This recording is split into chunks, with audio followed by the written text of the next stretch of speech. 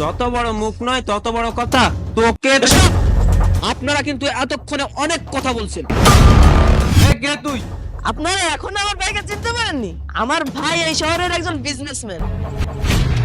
আসসালামু আলাইকুম।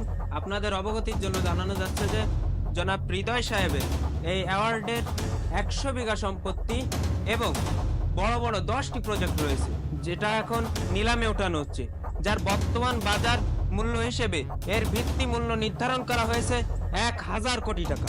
আপনারা এখান থেকে বিট শুরু করুন। 1000 কোটি 10 লাখ, 1000 কোটি টাকা 10, 1000 কোটি টাকা 10 লাখ টাকা 1, 1000 কোটি টাকা 10 লাখ টাকা 2, 1000 কোটি 20 লাখ, 1000 কোটি টাকা 20 লাখ টাকা 1, 1000 কোটি 30 লাখ, 1000 কোটি 30 লাখ টাকা, 1000 কোটি 30 লাখ টাকা 1, 1000 কোটি 30 লাখ টাকা 2, 1000 কোটি 50 লাখ।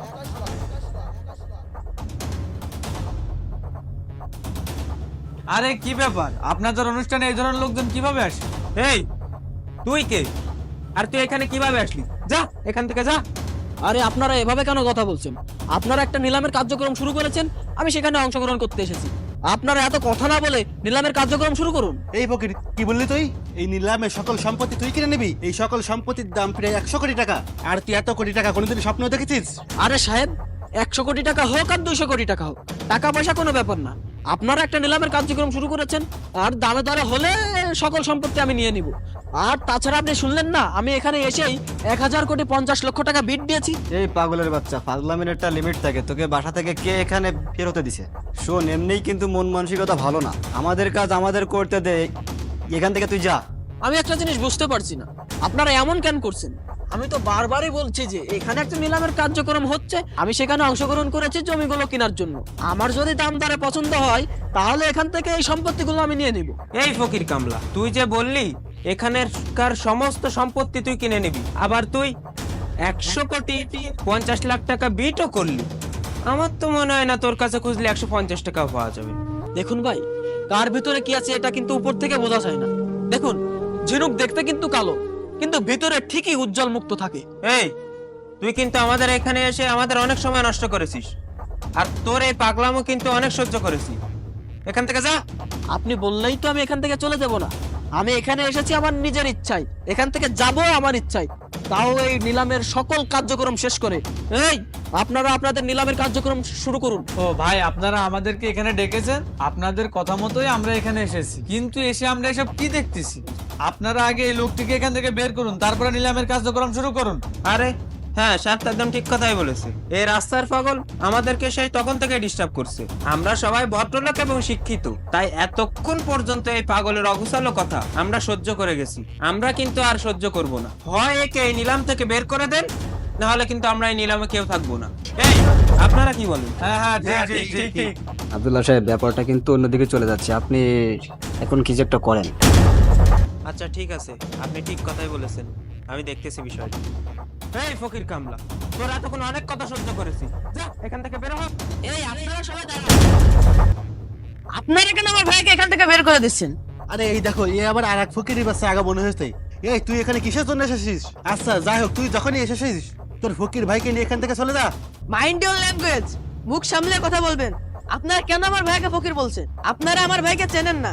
আরে বাবা, বড় ভাই যেমন ঠিক তেমনি তার ছোট ভাই। তোর ভাই তো ফকির পাগল থেকে তো আগেই প্রমাণ পেয়েছে। তোকে ভালোই ভালোই বলতেছি, তোর ওই ফকির ভাইকে নিয়ে এখান থেকে চলে যা, না হলে কিন্তু ভালো হবে না। ভালো হবে না মানে? আপনারা কি বললেন? হ্যাঁ, গায়ের জোরে আপনারা আমাদের এখান থেকে বের করে দেবেন? ওরে ফকিরের বাচ্চা ফকির, যত বড় মুখ নয় তত বড় কথা। তোকে আপনারা কিন্তু এতক্ষণে অনেক কথা বলছেন, আমি কিন্তু কিচ্ছু বলিনি। এখন কিন্তু আপনারা লিমিট ক্রস করে ফেলছেন। একে তো এসে আমাদের মূল্যবান সময় নষ্ট করে ফেলেছি, আবার লিমিট ক্রস করার কথা বলছি। এ কে তুই? আপনারা এখন আমার ভাইকে চিনতে পারেননি? আমার ভাই এই শহরের একজন বিজনেসম্যান। বিজনেসম্যান, লুঙ্গি গামছাওয়ালা? একটা সময় ভেবেছিলাম যে বড় ভাই পাগল, এখন তো দেখেছি ছোট ভাইও পাগল। রিয়াজ সাহেব, আলমগীর গ্রুপ অফ ইন্ডাস্ট্রিজের ম্যানেজার। চাকরির বয়স 4 বছর, স্যালারি 70,000 টাকা। আপনার কোম্পানির মালিকের নাম গাম্ভীর আলম। কি ঠিক বললাম তো? তুই আমার বিষয়ে এত কিছু কিভাবে জানিস? শুধু আপনার সম্পর্কে না, এখানে যারা যারা উপস্থিত আছে আমি সকলের সম্পর্কে জানি। এই যে আপনার পাশে বসে আছে ফাহিম ফাহিম সাহেব, রিফাত গ্রুপ অফ ইন্ডাস্ট্রিজ লিমিটেডের এজিএম। আপনার কোম্পানির মালিকের নাম রিফাত চৌধুরী। আর এই যে আব্দুল্লাহ সাহেব, রিকে বিল্ডার্সের একজন সিনিয়র কর্মকর্তা। আপনার কাজ হচ্ছে বিভিন্ন ধরনের প্রপার্টিসগুলো নিলাম করা। কি ঠিক বললাম তো? কিন্তু এটা কিভাবে সম্ভব? সম্ভব, সবই সম্ভব। আমি জানি আপনাদের আমার কোনো কথাই বিশ্বাস হচ্ছে না। জাস্ট ওয়েট, একটু পরে সবকিছু বুঝতে পারবেন।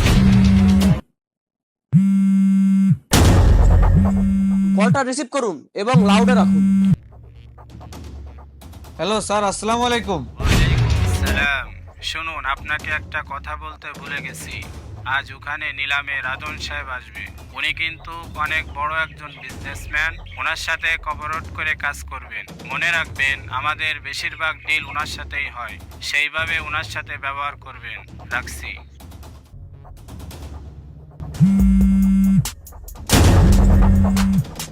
তোমাকে একটা কথা বলতে ভুলে গেছি। তুমি তো নিলামে গেছো, একটা কথা মনে রেখো, ওখানে রাজন সাহেব নামে একটা লোক আসবে, কিন্তু অনেক বড় মাপের লোক উনি। ওনার সাথে সম্মানের সাথে কথা বলবে, কোনো রকম বেয়াদবি যেন না হয়, কথাটা মাথায় রেখো। সরি স্যার, আপনাকে চিনতে না পারে আপনার সামনে অনেক খারাপ ব্যবহার করে ফেলেছি। আপনি আমাকে ক্ষমা করে দিন। হ্যাঁ স্যার, আসলে আমি আপনার সাথে অনেক দুর্ব্যবহার করে ফেলেছি, আমাকেও ক্ষমা করে দিন। কিন্তু স্যার, আপনি এত বড় বিজনেসম্যান হয়েও এই পোশাকে এখানে কেন আসলেন? তাছাড়া ছোট সাহেব এখানে ব্যাগ নিয়ে কেন আসছে?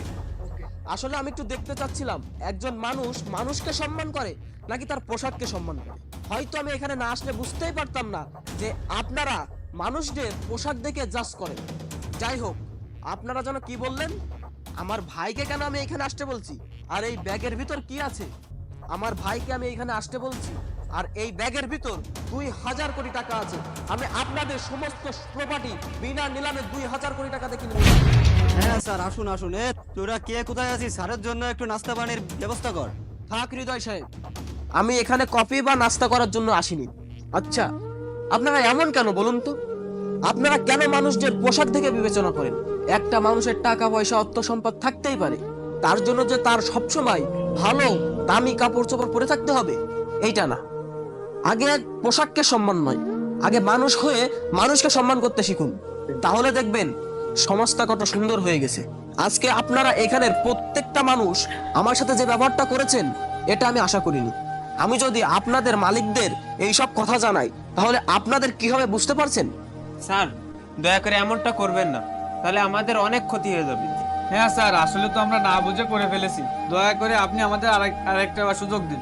থাক, আর ক্ষমা চাইতে হবে না। আমি এতটাও নিষ্ঠুর না যে আমি মানুষ হয়ে আপনাদের ক্ষতি করব। আমি কাউকে কিছু বলবো না। তবে একটা কথা সবসময় মনে রাখবেন, মানুষকে কখনো পোশাক দেখে বিবেচনা করবেন না। ভাই, টাকাগুলো দিয়ে দাও। আর হৃদয় সাহেব, আমার সমস্ত ডকুমেন্টস গুলো আমাকে বুঝিয়ে দিন। আর এই ব্যাগে 3000 কোটি টাকা আছে, গুনে নিন। সি সি স্যার, আপনি কি বলছেন? টাকা পয়সা গুনে নিতে হবে না, আপনি এখানে আসেন, এখানে এসে বসেন। আমি খুবই লজ্জিত এবং আন্তরিকভাবে আমি খুবই দুঃখিত। প্লিজ স্যার, আমাকে ক্ষমা করে দেন। নো, আপনি আপনার কাজ করুন। হৃদয় সাহেব, আপনি আমার ডকুমেন্টস গুলো বুঝিয়ে দিন। জি স্যার। আসি।